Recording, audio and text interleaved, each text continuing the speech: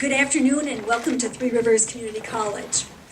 I am Mary Ellen Jakoski. I'm the president here, and on behalf of the college community, we say welcome and happy Friday. It is my distinct pleasure to welcome you here and to celebrate the grant from the Department of Labor for $1.2 million to create an advanced manufacturing program, specifically a sheet metals fabrication program here at the college. I would like to acknowledge the elected officials who are here with us today: Lieutenant Governor Nancy Wyman, Senator Blumenthal, Senator Murphy, Congressman Courtney, Senator Kathy Olston, Representative Brian Sear, Representative Alyssa Wright, Representative Emmett Riley. Thank you all for being here. In addition, I'd like to recognize John Beauregard, Executive Director of the Eastern Workforce Investment Board, and Ray Coombs, President, Eastern Advanced Manufacturing Association, and President of Westminster Tool. I also want to thank a number of individuals who were essential in helping the college secure this grant. They are Tracy Ariel, Director, Connecticut Advanced Manufacturing Centers. Please stand so people can see who you are. Kelly Valeris, Sound Manufacturing, and the student she hired, Ryan Craven. Stand up, Ryan. Jean Harper, Howard Jenkins, and Kathy White from Electric Boat. Chris Jewell and Ralph Watson from Collins and Jewell, and the students they hired, Jonah Stoller and Ryan Sanders. Mary Fitzgerald, Acme Wire Products Company. Lance Bayer, Airgas. Keith Blaze, ERW, Precision Sheet Metal. Ray Coombs, again. Jeff Rathburn, United Sports. And Sandy Carousel, Whitecraft, and the student she hired, Barbara Shute. And John Beauregard again. Frank Gugliani, Manufacturing Center Director, Asnuntuck Community College, and TRCC staff members, Marge Valentine, Associate Dean for Workforce Development and Community Education, and Peg Stroop, Director of Business and Industry Services. They worked tirelessly to compile the information for this grant. Our students, Pierre Judy and John Napier, who are presently enrolled at Three Rivers. This grant will not only allow the college to develop an advanced manufacturing program, but it will also allow the college to develop a pathway to technology, known as P-TECH. P-TECH is all about building pathways for students from middle school to college. Three Rivers is the only community college poised to have a metals manufacturing program and a P-TECH program to respond to the education and workforce needs of our local economy. Now it is my pleasure to introduce our Lieutenant Governor, Nancy Wyman.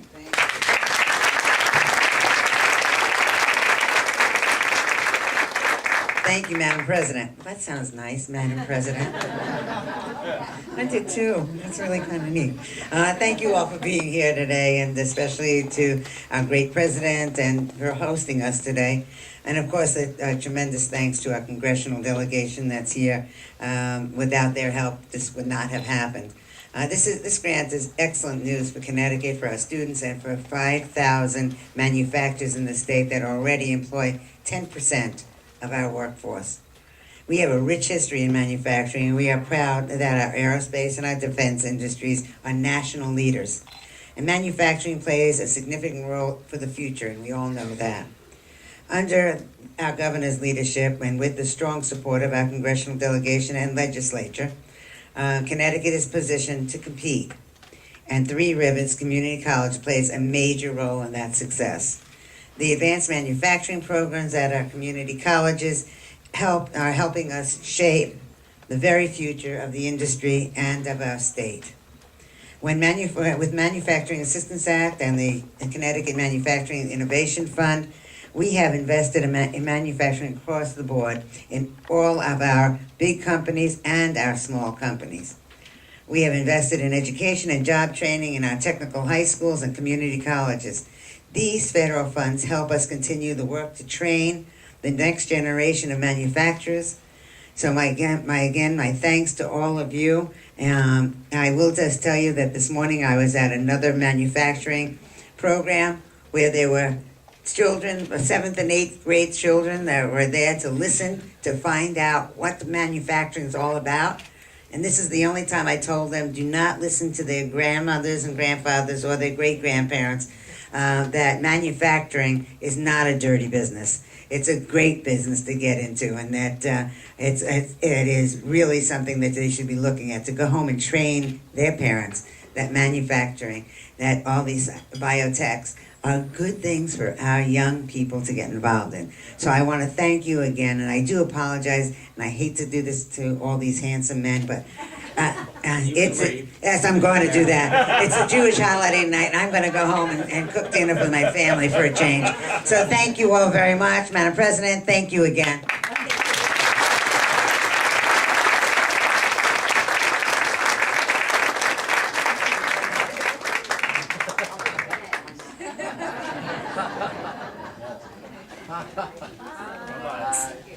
Senator Blumenthal is our next speaker.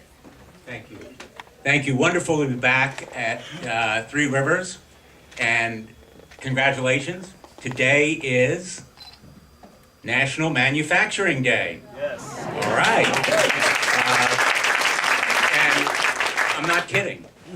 Today is National Manufacturing Day. What better way to celebrate it than to be here on this news to advance manufacturing? And truly, it's not your grandmother's manufacturing.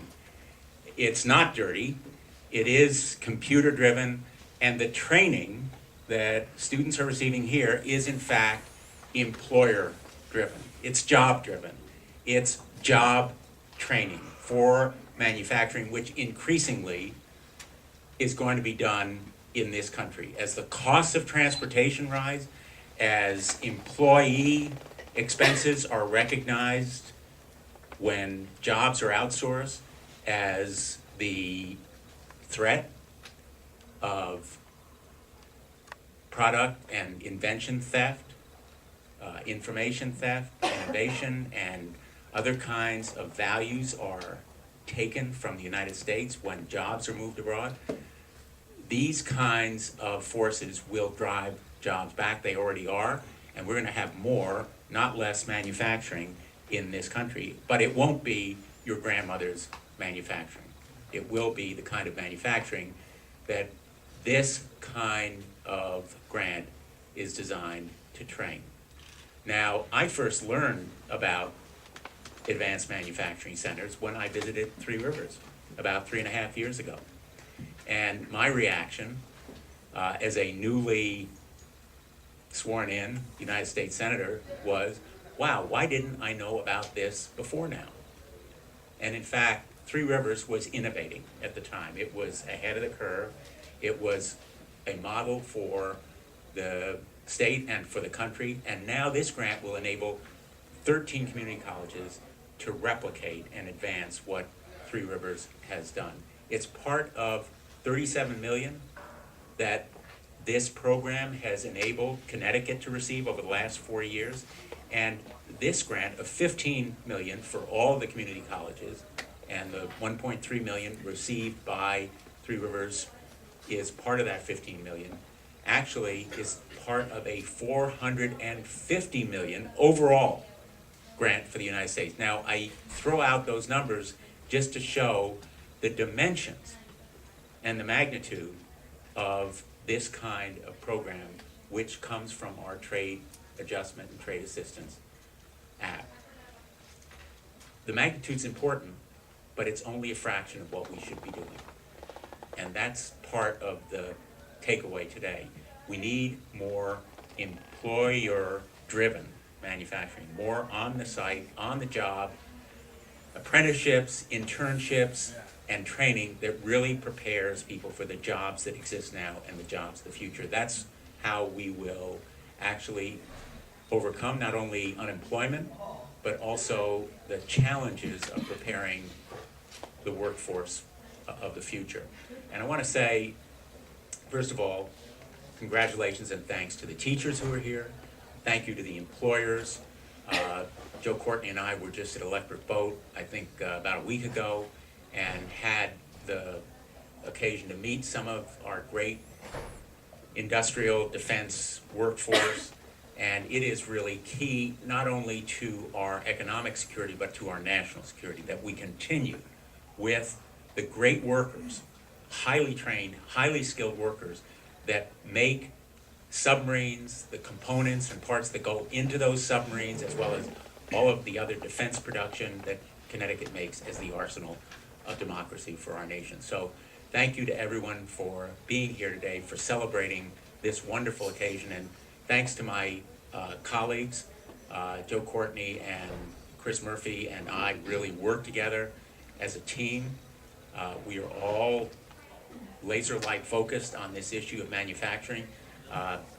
Senator Murphy, if I can introduce him, actually was on this issue while he was in the House of Representatives, even before he became a U.S. Senator, and really provided a model of leadership in this area of bringing jobs back to America. And the mantra of today is, let's make it in America. Let's make it in Connecticut.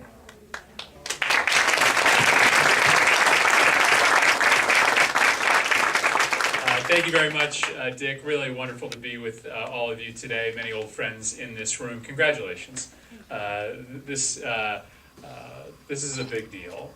And though we work really hard on your behalf to get these grants, this application and the need that underlies it really spoke for itself. And so you should all really take a few moments today to smell the roses of success and to think about the transformational nature of this grant. I don't want to repeat what Dick said, but he's so right. Amidst all of the economic bad news that we have been getting fed over the last 5 to 6 years, there is a reindustrialization of America taking place. 600,000 new manufacturing jobs that have come to the United States. And the question is not whether the United States is going to have a rebirth of manufacturing. The question is whether Connecticut is going to do the things necessary to take part in that rebirth of manufacturing. And our primary deficit, when you talk to everyone from manufacturers to the owners of the companies that make up the global supply chain, is a question of skills here in Connecticut. Are we going to have the people that can do the jobs? You're already starting to hear some manufacturers that are turning away work because they don't have the people that they need, the engineers, the tool makers, to be able to accept the beginnings of an avalanche of contracts in the aerospace world that are due to come to Connecticut. We know that we're going to be ramping up dramatically at Electric Boat. We know that as the F-35 comes online, we're going to need more and more to supply that new contract and those new contracts at Pratt & Whitney. So the need is great, and the leadership that you're showing by stepping up to the plate and expanding the advanced manufacturing program scratches Connecticut where it itches. Let me just say this, and I'll turn it over to Representative Courtney. It's a lot easier today to lobby on behalf of the state of Connecticut in Washington, because for the first time in a while, we have a governor and a state legislature who is being aggressive about recreating the foundations of Connecticut's economy. Yes, it's a lot of federal money that is coming to these advanced manufacturing programs, but the seed money was from the state of Connecticut. And so with a good representation of the state delegation here, I want to say thank you to our state legislators, thank you to our governor and lieutenant governor, because we're a small but powerful delegation of 7, but we now have the wind at our backs when we are making these asks in Washington, because people know that there is real thought leadership in Connecticut when it comes to how economic development dollars are being spent. So the congratulations are to the folks who put this program together and to our state legislature. Finally, is Frank Galeni here from wow, how about that? That is good timing. I just want to say a special thank you to Frank, who has done such great work at Asnuntuck. Asnuntuck in a lot of ways is really the model for this program. The rates at which Asnuntuck is delivering students into jobs is essentially the advertisement that allowed us to ultimately win this latest grant for the expansion in Connecticut. So to all of you, congratulations to the pioneers of the advanced manufacturing program at Asnuntuck, Frank in particular. Thank you. You're going to do great things with this grant. Glad to be here today. And now, my great friend and partner, somebody who bleeds Eastern Connecticut every day in Washington, D.C., Joe Courtney.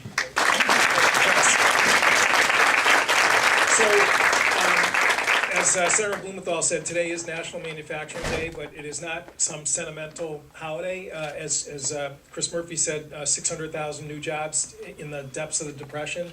National Association of Manufacturers this morning actually released a survey that there is another 600,000 job openings literally today across the country, which again, I think just sort of vividly states the challenge that is being met in this room here today.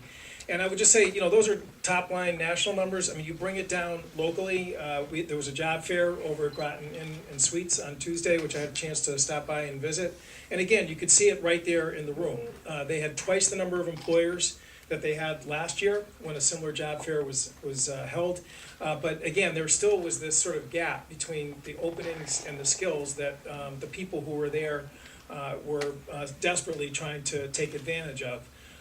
A week before that, we had an aerospace trade conference over at Mystic Marriott, where we had about 80 companies, and Ray Coombs and Westminster Tool was there, 11 ministries of defense from around the world.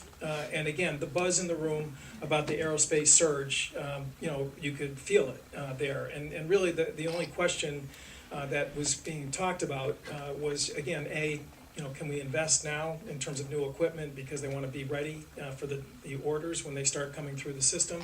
And B, obviously, is the workforce challenge that exists there. And again, this is not some ivory tower grant. I mean, this is real, and it's focused exactly on the question of the day for our state and for our region. And to the folks over at EB, if you look at their website this morning, there are 390 job openings right now in terms of some are advanced degree, but some are design positions, which again fit into the mission of this program. And again, it's just an exciting time if we capitalize on it and take advantage of it. And the guy who, in my opinion, has been sort of preaching the gospel on this issue for as long as I've known him is heading up the Eastern Connecticut Workforce Investment Board, which again is the hub of the Workforce Investment Act that the Department of Labor and the Trade Adjustment Assistance Program is focused on. And again, we got a new bill that the president signed in July that's going to make his organization operate on an even higher level. And this is the guy that we are going to follow because he's just a great leader in terms of helping individuals, but also large groups find ways to secure themselves and their families. So it's my honor to introduce John Beauregard.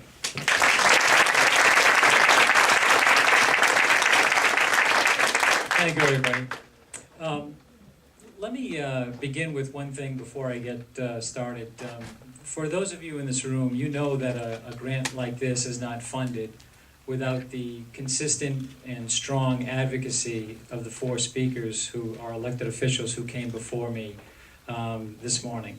I can't thank you enough for the work that all of you did in advocating for this grant. It was very important to a lot of people who worked on this in the state, and we just want to note that. Thank you. Let's see where to start. If you were to ask me, I think the one word that I would use to describe what it is that made our application get funded at the level that it did at the national level, I would say that word is sustainability. And I know that's not a real flashy term or anything like that, but if you think about it in the eyes of the funders, they realize that the grant will not last forever. And for those areas that can set up the strongest foundations, and the foundations to me in this procurement as it was issued were pretty clear. They wanted to know three things.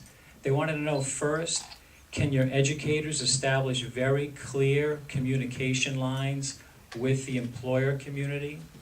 They wanted to know second, can the employer community articulate a very coherent message back to the community colleges? And that's important because a lot of places around the country probably said, yeah, we talk to employers. But if you talk to employers one at a time and they can tell you, yeah, we need 3 of this, 5 of this, 6 of this, it doesn't do the college a whole lot of good. So the match between employers and the education community was so important in this grant. And number 3, of course, was, do you have the jobs? If you can get those two together, do you have the jobs in the region?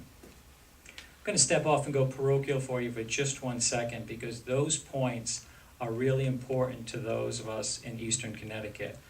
Under the umbrella of EMA and Ray's leadership, Eastern Advanced Manufacturing Alliance, we sit together month after month during the year to discuss exactly these issues. And there is everybody at the table. There is industry, there are the colleges, there's the workforce board, there's the technical high school, there's economic development, there's high school. There is everybody sitting around the table discussing exactly these issues so that we can get them pinned down and done correctly. And if we've done nothing else in the time that we've been meeting together, we have learned to fly in formation. We are organized, we have a consensus that we put together, and we'll submit that to anybody who'll want to listen. So I guess I would close by telling you that, you know, this is sort of our, you know, there's fancy terms for a federal application, a grant submission, whatever you want to call it. This was kind of a prospectus, right, that we submitted as a state, and for those of us here in Eastern Connecticut, as Eastern Connecticut, and the folks down in Washington compared it to the rest of the country and said this is something worth investing in. And I think we should be awfully proud about that. Other people are bullish on the future of Connecticut and the future of Eastern Connecticut, and I think it's time to get to work. Thank you very much.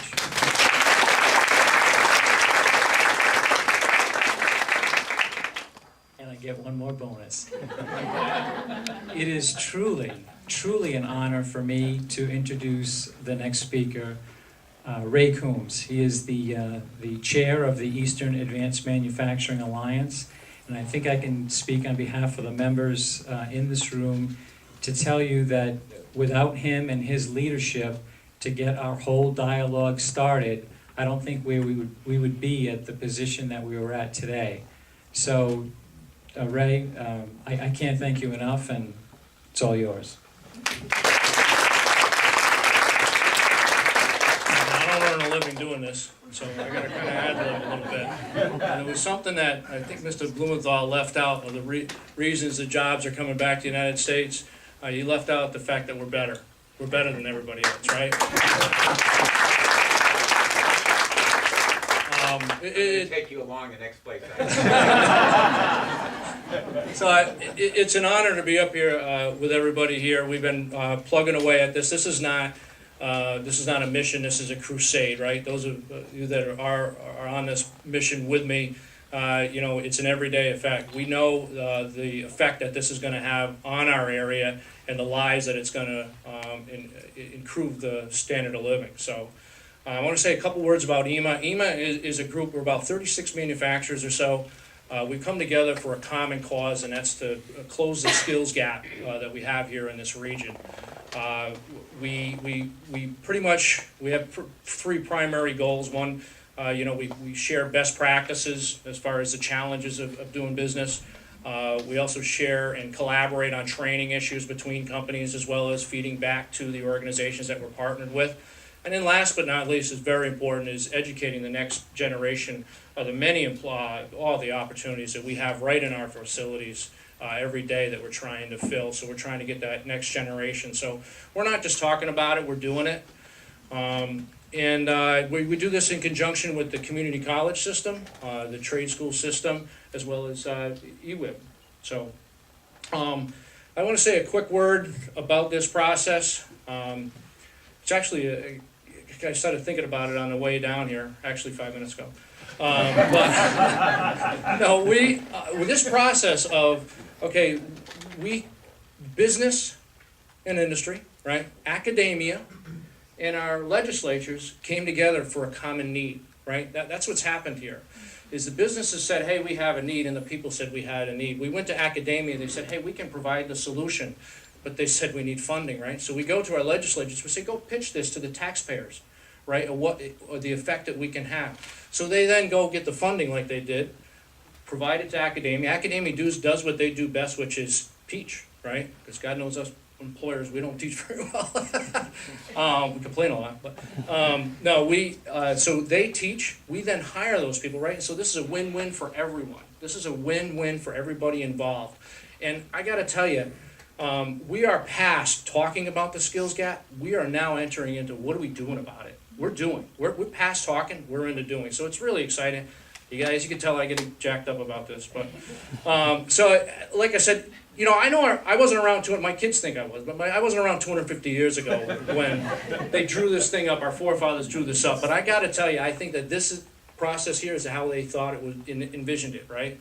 Of everybody winning. So I want to say a quick word. I want to give a quick example of the process working and people benefiting from it, not just from an industry perspective as well as the people, right? Daryl Jackson, just raise your hand, Daryl. We're going to make him a star here for a second. Daryl is a member of our team. Now, Daryl was displaced or let go or laid off, or what do you want to call it, from the casino industry. He worked in it, I think, for 20 years. 20 years he worked in that industry, and he was let go. He then went to the Workforce Investment Board and said, boy, I'd love to get into manufacturing. So with the EWIB's help and the community college's help, he then went and to the community college system and provided him the skills needed in order to be employed and graduating dean's list, right? Honors, right? That's good. That's important. But not only graduating, but now he is working at something that he's always dreamed he wanted to do. He always wanted to get into manufacturing. He's going to provide a great living for his family. And guess what? As a business owner, I'm gaining market share advantage. I am winning my battle with the rest of the country for the same problems. So what you guys are providing to us as businesses is truly a solution to a problem. So with that, I want to say thank you. I want to say thank you to everybody that supports manufacturing that's in this room. I want to say it's exciting to celebrate what we have here today, but let's remember that, hey, let's be excited about what we can do tomorrow. So thank you very much.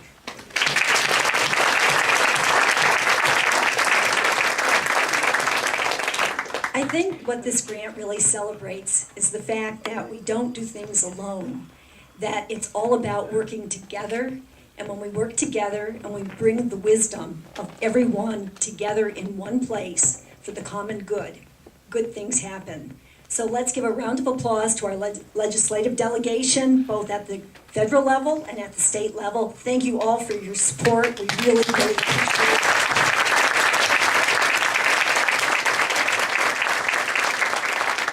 To John Beauregard, we owe you a debt of gratitude for all of your support to us here in Eastern Connecticut and for trying to make the lives of people better. So let's give him a round. To Ray Coombs, president of EMA, and all the other EMA members, would you please stand up who are in attendance today? Thank you, everyone. And to our students who are here today, please stand. Don't be shy.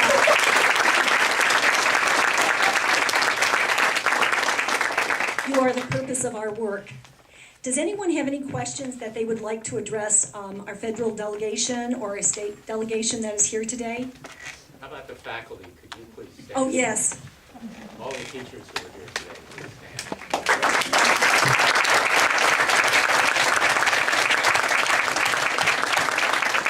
And while we're addressing the faculty, how about the staff? Come on, staff.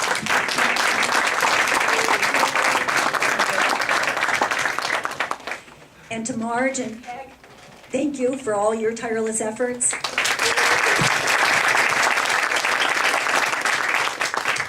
And to frank, I haven't met you, but I have heard legends about you, so I can't wait. Senator Murphy posed the point of my being a pioneer. That took us back to 250.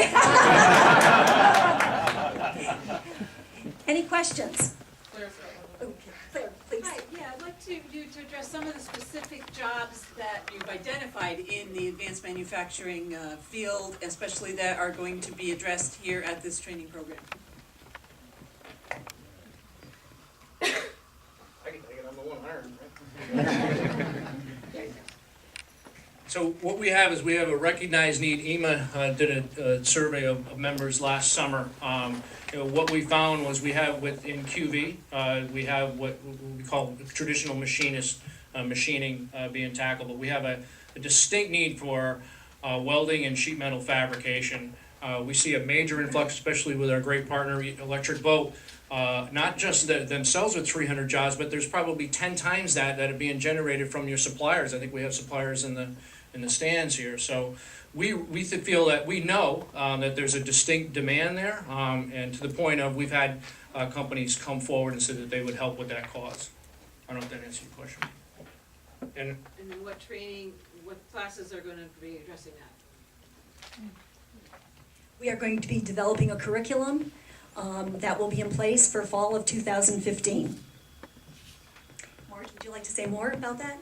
Yeah, we expect that it'll be a 3-semester metals fabrication certificate program, hybrid, non-credit credit, and we're gonna develop that between now and this spring. We just laid out the flow chart. We did, timeline. So we're off and running, and we interviewed a person who will be helping us with getting the grant implemented. Great. Any other questions? Well, again, thank you all for being with us How about a today. big round of applause for President? Yes.